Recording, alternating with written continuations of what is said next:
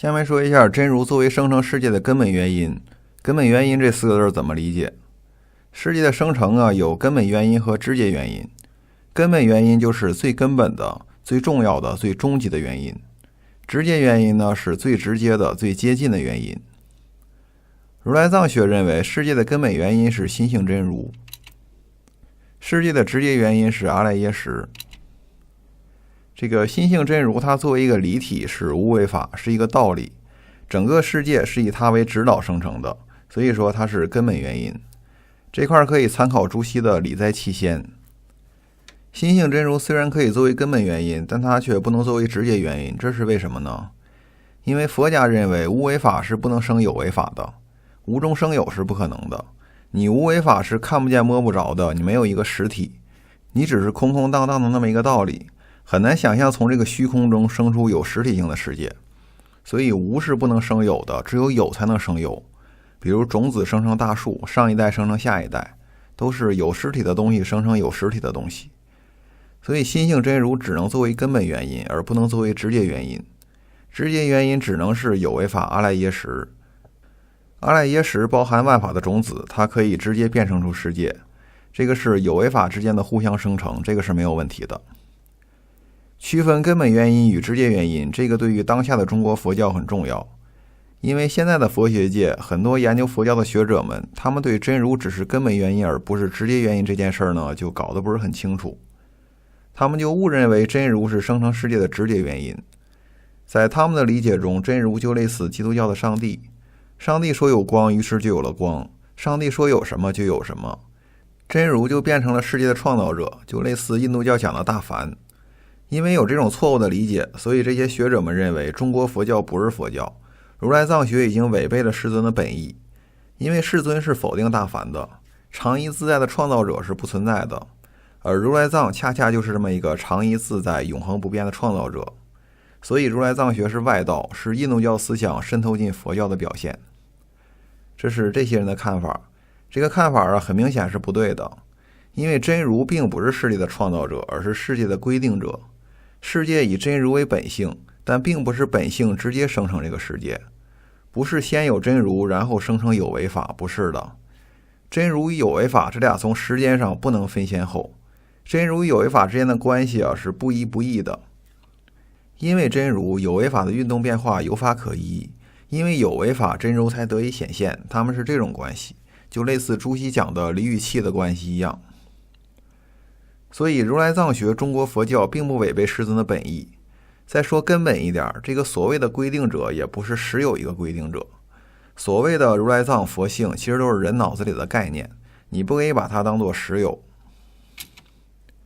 还记得之前画的这个图吧？之前已经说过了，我再重新说一遍。所谓的作为世界的根本原因的那个真如，其实它自身并不是真的存在，它只是人们为了称呼缘起性空的道理与涅槃寂静的状态所虚构的一个名字而已。大家千万不要把它当成实有。如果你想象有一个有形的也好，无形的也好，就有那么一个东西，它叫做心性真如。你要这么想的话呢，你这就是执着，就是外道的见解。咱们说的哲学一点，对于真如，你不能从本体论和宇宙论上理解，你要从认识论和伦理学上理解。如来藏思想的内涵，简单的说就是，我们都应该成为睿智的人、善良的人，这就是如来藏思想的全部。本性不是你过去一直所示的样子，而是你将来应当成为的样子。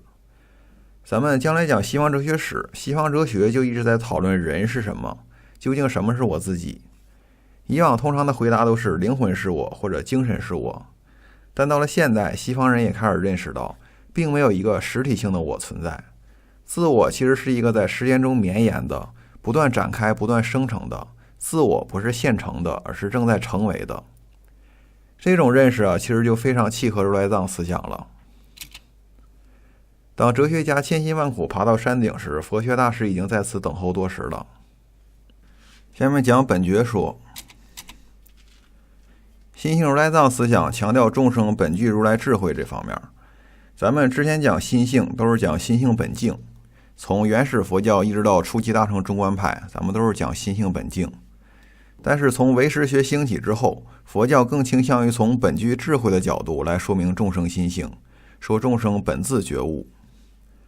在原始佛教就提出的心性本净说中，净这个词的梵文就包含光明之意，与凡夫的愚痴相对，含有觉悟的意味。到了佛性如来藏思想中呢，心性本净中的内在的光明性、内在的觉悟这一层意思就被着重的阐发了出来。佛的本意就是觉悟者嘛，因此众生内具佛性，也就是众生本来觉悟。在瑜伽行派的如来藏著述《宝性论》中，引用华严经中的一段话来证明一切众生本具如来智慧。是故经言，复次佛子，如来智慧无处不至，何以故？已于一切众生界中，终无有一众生身中而不具足如来功德及智慧者。但众生颠倒，不知如来智。远离颠倒，起一切智，无实智，无碍智。佛子，如来智慧，无相智慧，无碍智慧，具足在于众生身中。尔时如来作如是言：其哉其哉，云何如来具足智慧在于身中而不知见？我当方便教彼众生觉悟圣道，悉令永离一切妄想颠倒垢覆，令具足见如来智慧在其身内与佛无异。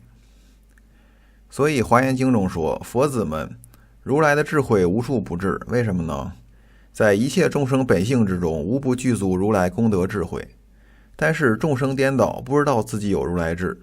如果能远离颠倒，起一切智，无实智，无碍智。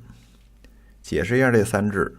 一切智就是了知一切法之智，无实智就是观法缘起无实自通的智慧，无碍智指的是佛智通达无碍。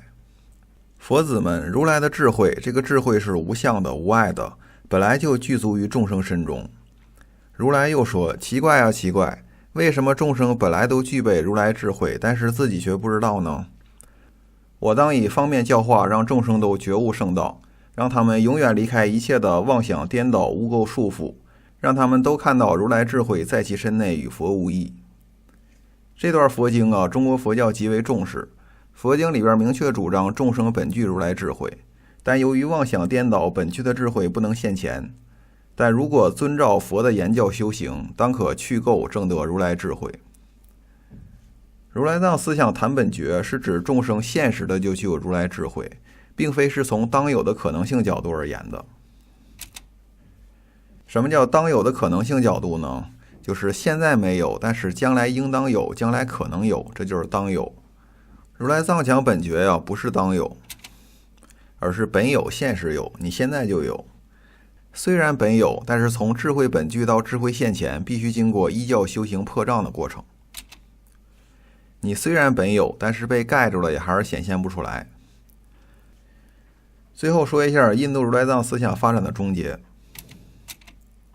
在心性如来藏阶段以后，印度大乘佛教进入密教时期，如来藏学就理论结构形态而言，在印度再没有重大发展，这是印度如来藏思想发展的终结。但印度如来藏学传到中国之后，得到更精致的发展，具体就是在大乘起信论里边。如来藏思想中的本觉说、心意识结构、染净熏习等理论被整合到一起，形成结构更为严密的中国如来藏学。事实上，如来藏思想是在中国才被真正独立出来成为如来藏学的，而不同于在印度，一般仅作为一些行派唯识思想的附庸出现。中国佛教如来藏学是如来藏思想发展的第三阶段，代表了如来藏思想理论发展的最高阶段。印度如来藏啊，基本就是这么多内容。在回到中国佛教以前呢，咱们还要讲一下楞伽经，大概有3-4课。因为楞伽经它是印度如来藏思想的总结性著作，也对中国如来藏思想影响非常大，所以这本经啊值得好好读一读。先休息一下。如果大家想看我的全部视频，赞助你希望我讲的课程，投放广告报名成为学员，可以看一下我的网站。